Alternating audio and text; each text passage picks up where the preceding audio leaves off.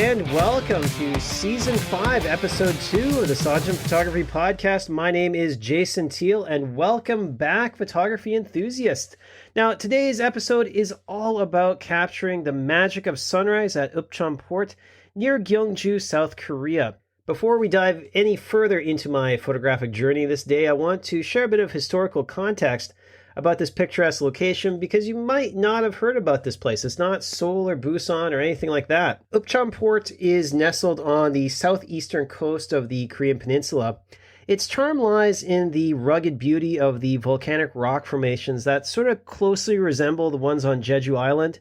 Now, these formations are shaped by centuries of geological processes that I can't even imagine to understand, but they provide an incredible backdrop for photographers seeking to capture the natural beauty of Korea and are too cheap to fly to Jeju. Now, let's return to this early morning adventure. Now, the struggle for me to rise before the sun, it's more of a test of determination and passion for the craft. On this particular day, as I mentioned earlier, my feline friends served as my alarm clock, and I often wonder if they have an uncanny knack for predicting sunrise opportunities because they seem to get my ass out of bed on the most opportune days. As I stumbled out of bed, I'm still groggy and contemplating whether or not it was worth it. Now, I found myself reflecting kind of on the essence of photography here. It's more than just a hobby or profession. It's a constant quest to find moments that inspire me and justify those early morning wake-up calls. Now, arriving in Eupcheon, I was struck by sort of a recent development that kind of posed a unique challenge for myself and other photographers. What they've done is they've added in these intense artificial lights all along the coastal hike, which sort of illuminated everything and disrupted really the natural darkness that used to be there, and the one kind of thing I need for these pre-dawn shots. Now, this was a stark reminder of all of the ever-changing environments that we as photographers must adapt to, and also sort of the ever-changing environment that Korea poses because everything changes. In the time that I've been shooting out there, they've added in this huge UFO thing, and like everything has sort of changed. Now, navigating through the rocks and finding a perfect vantage point was an adventure in itself.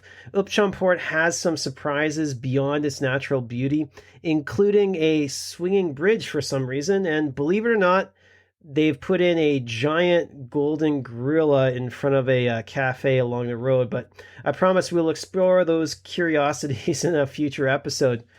Now, let's talk about the importance of planning and the tools that make it possible. The PhotoPills app is a game changer for many landscape photographers. It's one that I use almost every single time I head out. It's like having a virtual assistant that provides all of the vital information about the sun's phases and positions. Now, the augmented reality feature, which overlays the sun's path onto your screen, allows you to visualize your shot even before the sun rises. It's a powerful tool for capturing the perfect composition and something that you absolutely need when you're out there bumbling around in the dark trying to find your spot. Now, speaking of composition, that's an art in itself. While capturing the colorful sky or the two lighthouses, like that was my primary goal, I couldn't resist exploring alternative angles. Like, you can't really focus just on one spot. You kind of have to maneuver around, but it's really hard to sort of visualize these kind of in advance. So it takes a knack. The flexibility is one of the joys of photography. It kind of encourages you to think creatively and adapt to the different conditions at hand. And this is what makes it so much fun to be out there, because there is a challenge. You're not just sort of setting up your tripod and, screwing around in the dark. There is a challenge to capture these landscapes, and that's what I love about it.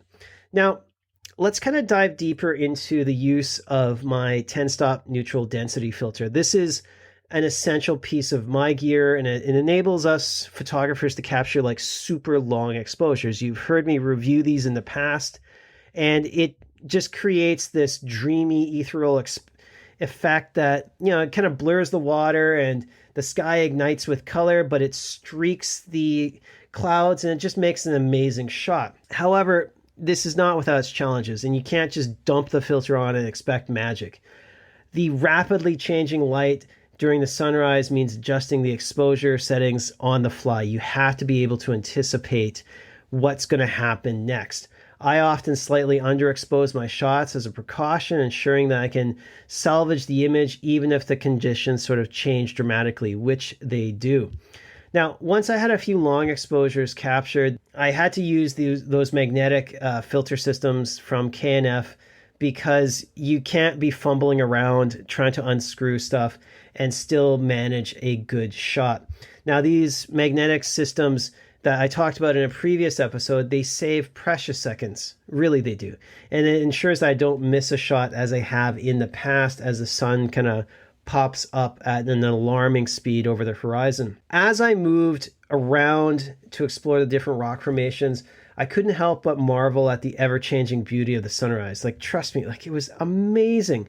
And it's a reminder that every sunrise is a unique canvas waiting to be painted by your camera, to get a little philosophical. But it's true. It's these moments that you really just have to be there and be in the moment. Let's fast forward to the post-shooting phase, because after I finished and I got the shots, the exhaustion that kind of threatened to overwhelm me earlier finally caught up to me, and I succumbed to a much needed nap at home.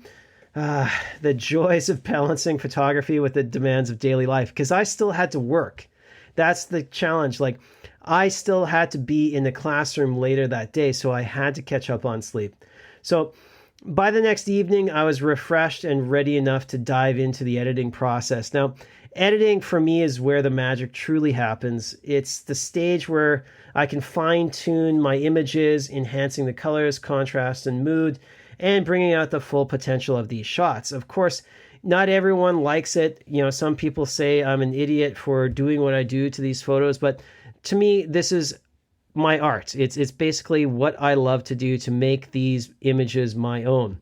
Now, in conclusion, the sunrise adventure taught me the importance of sort of perseverance and seizing the moment. Whether you're a professional photographer or a hobbyist like myself, as some people like to call me, photography is all about pushing your boundaries and sort of making the best of every opportunity. You have to seize those opportunities, guys. You can't just stay in bed and shoot when it's comfortable, or you're not going to get anything more than the coffee cup in front of you. Now, before we wrap up, I want to leave you with a teaser for the next episode. I'm going to explore the kind of world of expat photographers here in Korea and diving into the unique challenges and opportunities that I face.